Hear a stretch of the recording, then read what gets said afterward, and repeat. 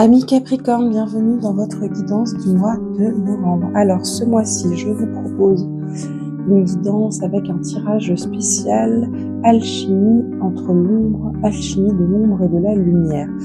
Et comme nous sommes au mois de novembre sous le signe du Scorpion qui est associé aux profondeurs, aux mondes obscurs, à notre capacité à aller voir ce qui se cache en nous, nos parts les plus sombres, j'avais envie de vous proposer un tirage spécial pour aller un petit peu voir quelle est votre part d'ombre, votre part de lumière, comment tout ça fonctionne ensemble. Et c'est la raison en partie, pas que, pour laquelle cette guidance arrive un peu tardivement, parce que c'est pas très grave, en fait, on n'est pas sur, comme je le fais souvent habituellement, les énergies du mois avec ce qui va se passer dans les différents domaines de la vie, donc c'est pas très gênant que le tirage arrive en milieu de mois. Que vous soyez donc Capricorne, signe solaire, lunaire ou ascendant, cette guidance est faite pour vous. Je vous rappelle que c'est une guidance générale, donc ça ne peut pas parler à tout le monde. Prenez seulement ce qui résonne, faites preuve de discernement et de bienveillance aussi si ça ne vous parle pas. Vous pouvez aller voir vos autres placements pour avoir différents thèmes sur lesquels réfléchir. Je précise aussi que c'est une guidance inspirée du travail de l'ombre, du shadow work, parce qu'on est en période de Scorpion, mais qu'évidemment le travail de shadow work, ça n'a rien à voir avec une guidance générale sur YouTube. C'est un travail introspectif qu'on fait de manière personnalisée, individuelle, accompagnée ou non, mais c'est pas voilà, c'est pas la même chose que ce que je propose ici. Ce que je vous propose ici, c'est quand même d'aller explorer ces thématiques, et ça peut donner l'occasion quand même d'avoir certaines choses qui vont résonner en vous et qui vont enclencher ensuite un travail introspectif, réflexif, et peut-être l'envie de creuser certaines thématiques en vous. Et si c'est le cas, ce sera déjà super, et je n'ai pas d'autre ambition que celle-ci. Voilà, le petit disclaimer, c'est fait, c'est posé. Je vais tirer vos cartes hors caméra et on se retrouve juste après. Allez mes amis Capricorne, ça y est, votre tirage est prêt. C'est parti, on va commencer avec la première carte correspondant à votre élan conscient actuel. Et vous avez un arcane majeur qui est la tour.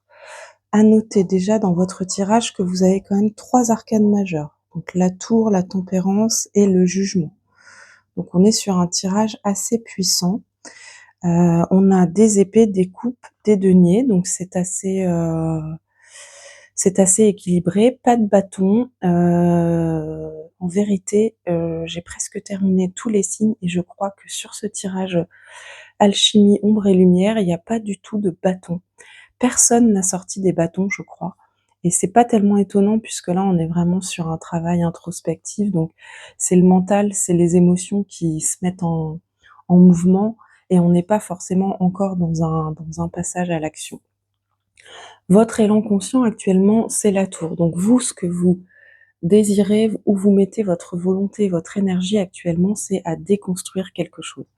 À mon avis, vous êtes à une étape de votre vie où vous ressentez la nécessité de déconstruire quelque chose. Est-ce que c'est déconstruire une idée que vous aviez sur la manière de mener votre vie? Est-ce que c'est la manière la manière d'être en lien avec les autres? Est-ce que c'est le fait de déconstruire une relation? Est-ce que vous avez dû récemment, par exemple, est-ce que vous avez vécu récemment, par exemple, quelque chose comme une rupture et du coup vous êtes cette rupture a mis en lumière un certain nombre de choses, a déconstruit un certain nombre de choses sur ce que vous attendiez d'une relation, ce que vous souhaitez pour l'avenir. La tour, c'est vraiment la carte qui me fait penser aussi au 8 d'épée, qu'on associe souvent aux croyances limitantes. C'est quand, voilà, on pensait les choses de telle manière, on était assez, comment dire, verrouillé sur une certaine manière de penser ou sur un certain mode de vie, et hop, il y a un événement qui a lieu, et en fait, ça fait voler en éclats tout ce cadre préconçu et ça oblige en fait à revoir et à réajuster. Et c'est tout à fait intéressant parce que on voit qu'en deuxième position, dans votre inconscient, qu'est-ce qu'il y a sous la surface, qu'est-ce que vous ressentez déjà et qui n'est pas encore conscientisé, vous avez l'arcane majeur de la tempérance. Et la carte de la tempérance, c'est vraiment une carte qui nous parle d'ajustement, qui nous parle de recherche d'équilibre, mais qui nous parle aussi de capacité à c'est une carte qui peut nous parler de souplesse, de diplomatie, d'être en capacité de faire des compromis, d'allier le bon et le moins bon. Mais ici, j'aurais tendance à dire que c'est inconsciemment, en fait, peut-être que justement, si vous avez la tour dans le domaine du conscient, c'est parce que inconsciemment, vous cherchez à réajuster les choses.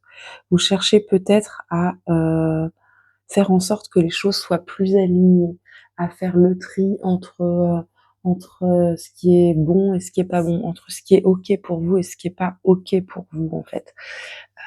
Et ce que vous recherchez, c'est de retrouver une certaine justesse, un certain équilibre dans votre vie et que ce qui se trouve dans votre vie, soit ce qui vous correspond, ce dont vous avez besoin actuellement et qu'il y ait pas de superflu, qu'il y ait pas de choses qui ne vous correspondent plus, qui ne correspondent plus à la personne que vous êtes actuellement, qui a déconstruit un certain nombre de choses. OK, on continue avec la troisième position, qui est l'ombre, votre part d'ombre et donc qui est un peu la carte, maîtresse de ce tirage puisque c'est sur cette carte qu'on va aller s'interroger, se poser des questions et voir, ce qu'il en est. Alors la carte du 9 de denier, c'est vraiment la carte les deniers, c'est tout ce qui a trait à la richesse, à la valeur et quand on parle de richesse ou de valeur, on parle pas nécessairement comme c'est le cas, traditionnellement, dans le tarot de Marseille, on parle pas forcément d'argent, de finances, de réussite matérielle, mais c'est aussi tout ce qui est en lien avec la ce qui a de la valeur pour nous, notre propre valeur. Le 9 de denier, c'est vraiment la carte de pour moi, c'est la carte de la personne qui sait quelle est sa valeur, qui sait ce qu'elle vaut, qui sait nourrir en fait sa richesse intérieure, sa valeur. Le 9 de denier vient juste après le 8 de denier qui est une carte de travail. Donc quand on arrive au 9 de denier, c'est qu'on a entrepris, on a travaillé dur pour arriver quelque part, pour arriver à notre réussite et qu'on en est fier en fait. Euh, vous avez ce 9 de denier en ombre. Donc, c'est intéressant peut-être que vous êtes quelqu'un de très carriériste, de très ambitieux, quelqu'un qui accorde beaucoup d'importance à la réussite sociale, matérielle, financière.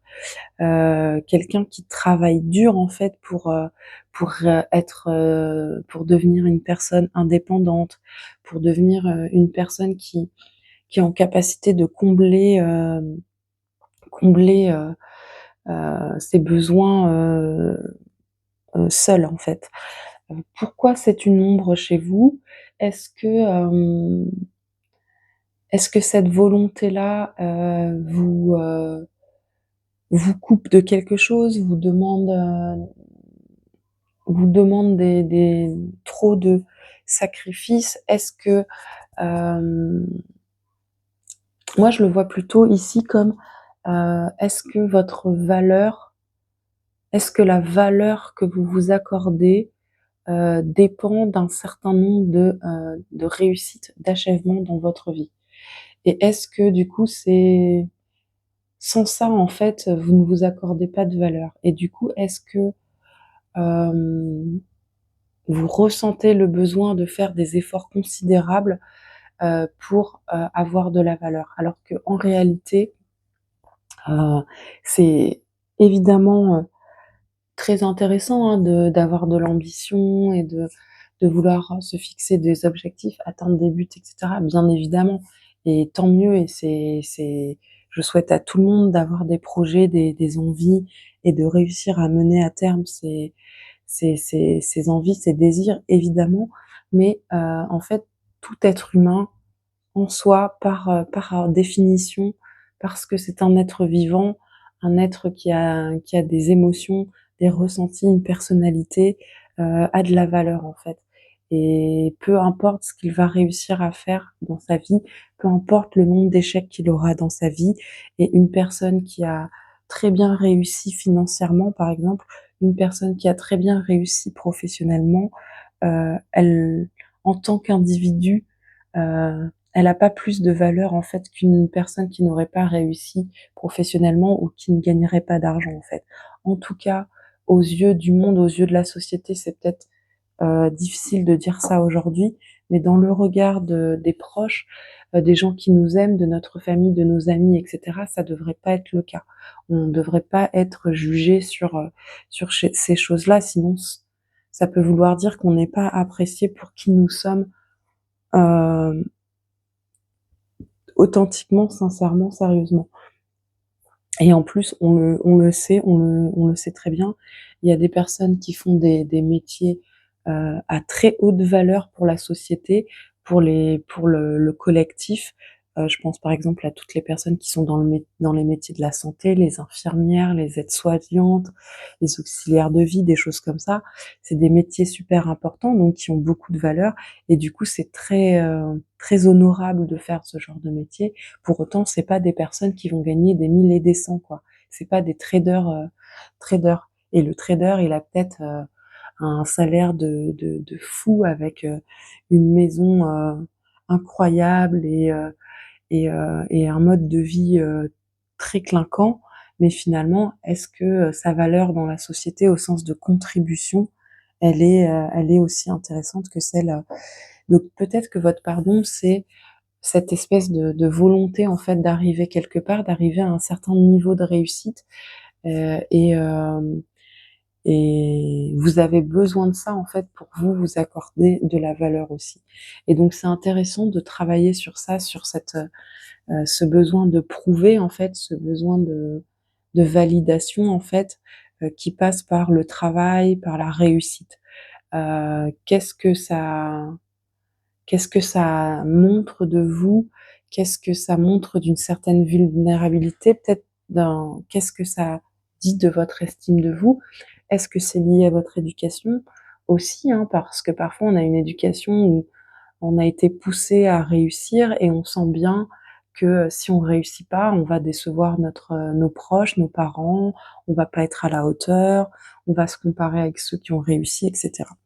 Donc si cette ombre-là vous parle, eh ben, essayez de creuser le sujet, de voir qu'est-ce que ça dit de vous, à quoi ça peut être lié, est-ce que ça remonte à quelque chose de l'enfance, est-ce que ça vient aussi d'une insécurité, d'un besoin vraiment viscéral d'être indépendant et de se suffire à soi-même et qu'est-ce que ça dit en fait de notre capacité à faire confiance aussi à la vie et à faire confiance aussi aux autres, au soutien, à l'aide qui pourrait venir de l'extérieur. Allez, on va continuer avec la quatrième position qui est votre part de lumière et vous avez l'as d'épée. Et donc c'est pas quelque chose qui m'étonne. Vous êtes Capricorne, euh, vous pouvez être un archétype qui est associé à la franchise, parfois même un peu tranchante, on s'en serait bien passé de cette remarque. Euh, Vous êtes un signe de terre en fait, le Capricorne. Donc vous êtes un signe terrien, terre à terre, pragmatique, rationnel. Et parfois, voilà, vous pouvez dire les choses, avoir une certaine clarté factuelle. Et ça, c'est quelque chose sur lequel vous pouvez vous reposer, qui est une force, une ressource pour vous, parce que vous avez cette capacité intellectuelle, cette intelligence d'avoir une certaine clarté mentale et d'être assez rationnel par rapport aux événements de votre vie, les leçons à comprendre, à retenir, la manière d'analyser votre environnement, vos relations autour de vous, juger aussi les événements de votre vie, ce que vous pouvez avoir vécu.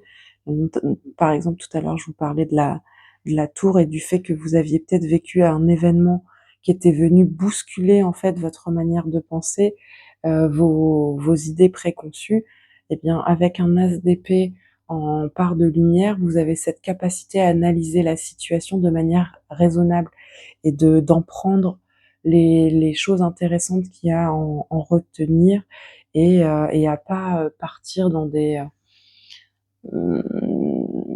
illusions ou dans des exagérations ou dans de la mauvaise foi ou dans quelque chose qui serait pas réel en fait. Vous avez une bonne capacité d'analyse, une bonne capacité de compréhension et vous avez les idées claires. Et ça, c'est une vraie plus-value pour vous.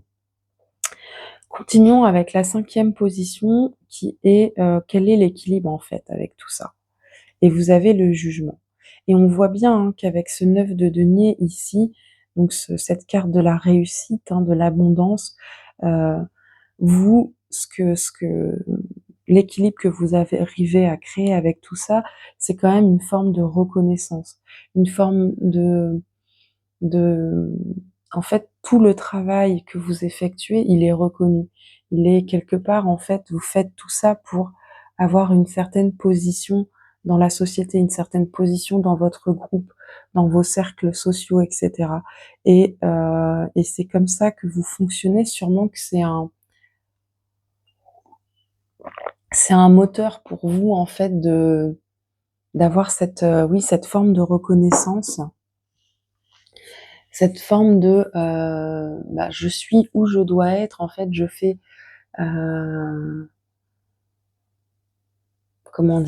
comment dire ça? En fait, il y a quelque chose de l'ordre de euh,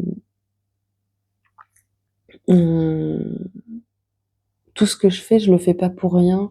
Je suis reconnue pour ça. Je suis euh, mince, j'ai perdu le terme. J'arrive pas à trouver le terme. On compte sur moi en quelque sorte. Enfin, comment dire? Euh, oui, c'est pas pour rien en fait que vous faites ça.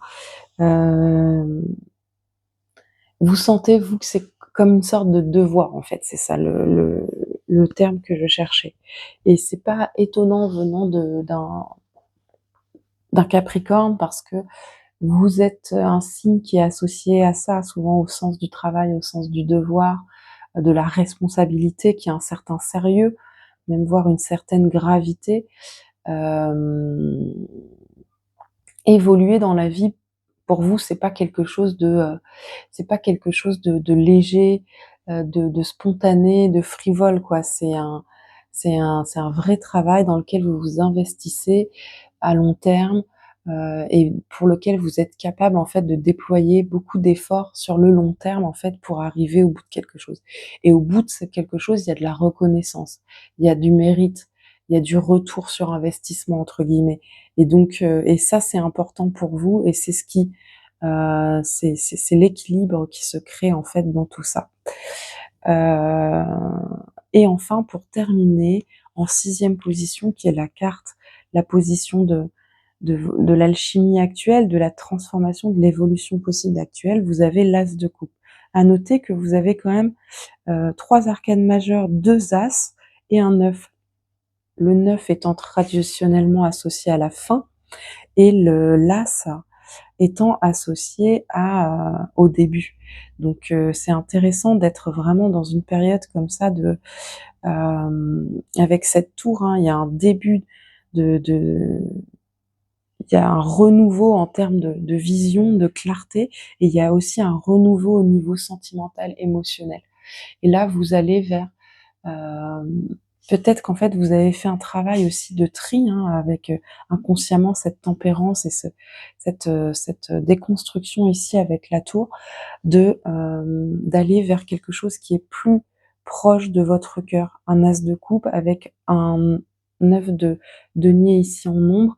Ça peut être aussi une prise de conscience de d'abord faire les choses pour vous, d'abord cultiver votre amour de soi, d'abord faire les choses, qui vous animent vous, qui nourrissent votre âme, votre cœur à vous, avant de, heu, avant de mettre vos efforts dans, hem, je sais pas, je vais prendre un exemple, par exemple, dans la vie sociale, par exemple, il y a des personnes qui peuvent avoir, comme idée préconçue, avant, 30 ans, je dois être, mariée, avant 35 ans, je dois avoir des enfants, à 40 ans, ma vie, elle doit être comme ça, à 45, elle doit être comme ça, et cetera. Et puis, en fait, il se passe un événement dans la vie qui fait que ça se passe pas comme ça, qu'à 30 ans, on n'est toujours pas marié, que peut-être à 30 ans, on vient de se séparer, et que du coup, bah, le projet mariage enfant, il est quand même largement remis en question dans l'immédiat, bien sûr, hein, pas ça veut pas rien dire de plus, mais dans l'immédiat. Et du coup, bah, ça déconstruit on est obligé en fait de déconstruire un autre chose. On est obligé de déconstruire notre pensée parce qu'en fait, les choses ne se passent pas, ne peuvent pas là immédiatement se passer comme on les avait prévues. Donc, on est obligé de réajuster son plan et on est obligé de, de revoir en fait les choses sous un nouvel angle. Alors on pourrait, certains le feront, on pourrait rester très focalisé sur ça et être dans le contrôle absolu et de focaliser tout sur ça en se disant non, il faut absolument que je re-rencontre vite quelqu'un et après se précipiter et faire les choses parce que c'est ça qu'on veut absolument, au détriment de prendre le temps peut-être de choisir la bonne personne, au détriment de prendre du temps pour se reconstruire après une séparation, au détriment de prendre temps pour soi, pour cultiver notre monde intérieur, ce qui est bon pour nous émotionnellement, etc.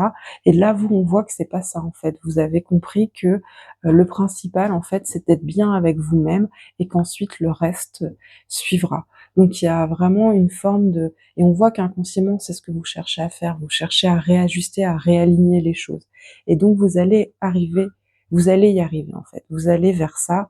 Donc c'est un très beau tirage. Pour terminer cette guidance, je vous tire une petite carte du tarot des anges de Doreen Virtue, le 10 d'air. Ouh là là, une situation difficile connaît son dénouement. Effectuez des changements et attendez-vous à ce que les choses s'améliorent. Triompher d'une dépendance.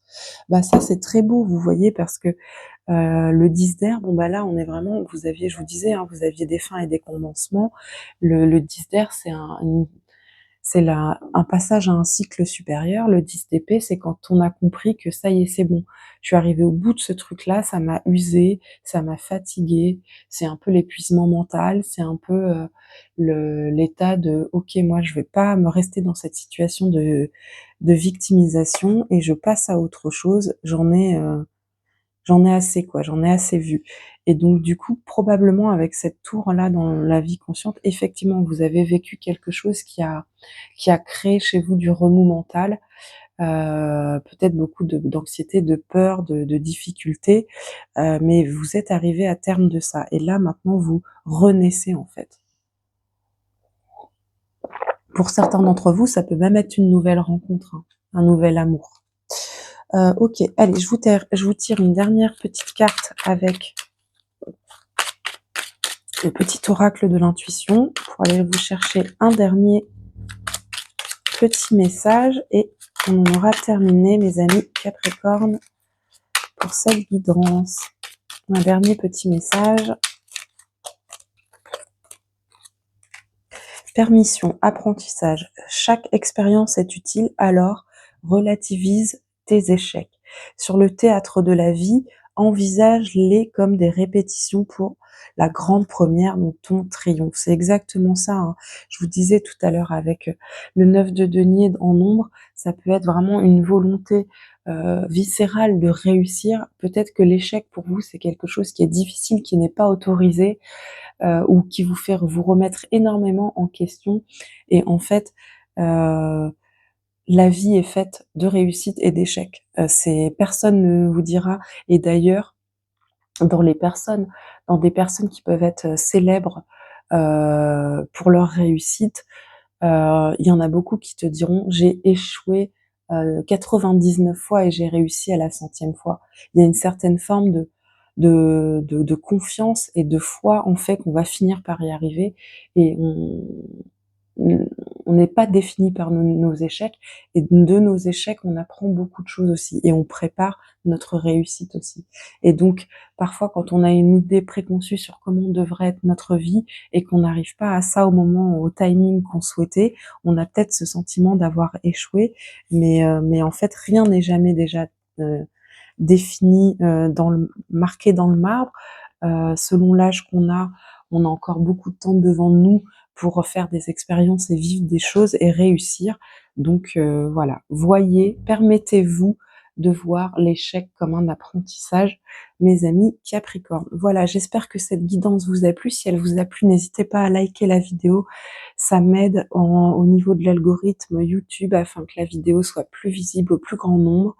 N'hésitez pas aussi à me laisser un petit commentaire si vous avez envie de rebondir sur cette guidance. Et puis, si vous découvrez seulement la chaîne que vous n'êtes pas abonné, ben, abonnez-vous pour suivre de futures guidances. D'ici là, je vous souhaite un très beau mois de novembre et je vous dis à bientôt. Ciao!